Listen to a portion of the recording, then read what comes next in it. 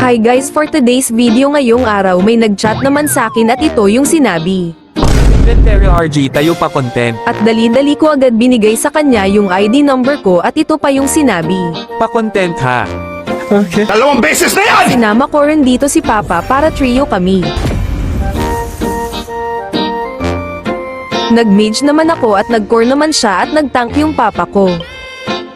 Ang gaganda pa ng hero pick nila lalo na si Saber at Chang'e nila at dyan ako nahihirapan at panoorin nyo na lang paano ako mangbogbog ay este mabogbog ng kalaban. Panoorin nyo na lang hanggang dulo. Music please. Put your hands on your body. By the way guys, bago lang pala ako ginagawa ng content ko at sana may magsuporta sa akin at huwag kalimutan mag-follow and like para updated kayo sa mga video ko. At dito sa sobrang aggressive ng kakampi ko ayan tuloy nabigyan yung core namin. Pero wag kayo mag-alala guys kasi maya-maya makabawi yan sa amin at ang galing pa mag-core. At dito naman nagbigyan ko naman yung core nila. Dahil dito sa ginagawa ko sa kanya parang tina-target niya ako kaya palagi ako inuuna kaya ito ang dahilan na mabaog ako sa laro.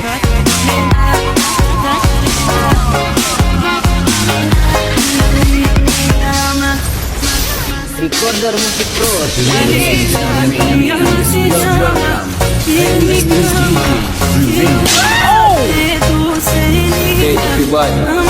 At first turtle libre lang namin nakuha kasi namatay rin yung core nila. Music Pro Remix.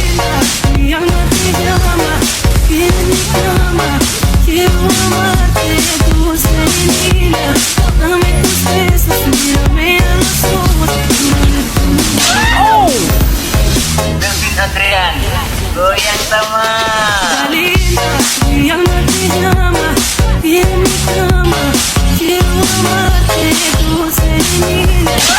Hindi ako natutuwa, hindi ako nang titrip sa inyo. Tigilan niyo.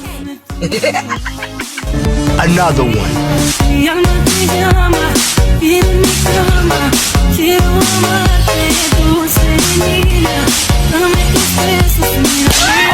Sana, finish na.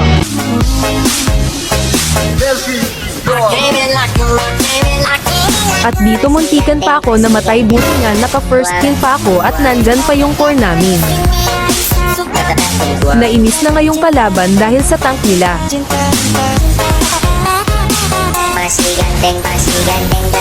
At first lord libre lang namin nakuha kasi hindi nakapag-contest yung core nila.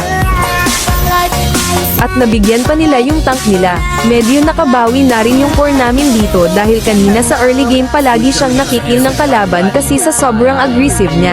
Buti nga magaling mag-core yung kasama ko. Dito na part palagi talaga akong makill ni Saber dahil ang lambat kulang. Ito ang dahilan na baog ako sa laro.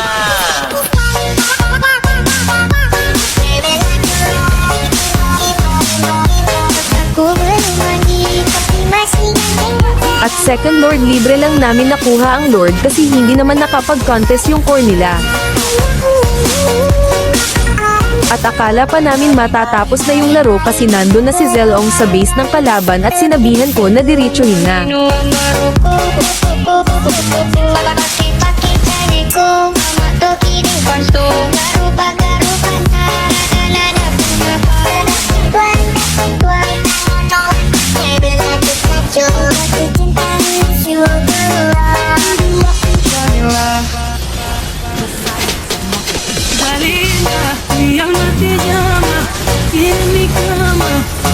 At dito nahirapan na mag-def yung kalaban at yun ay kami pa ang nanalo.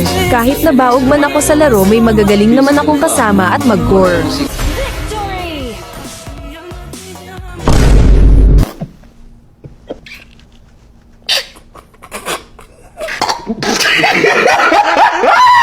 Paalala lang guys, hindi sa lahat ng laro ikaw yung malakas or palaging panalo. Minsan kasi matuto kang umiwas sa taong hindi ka naman gusto.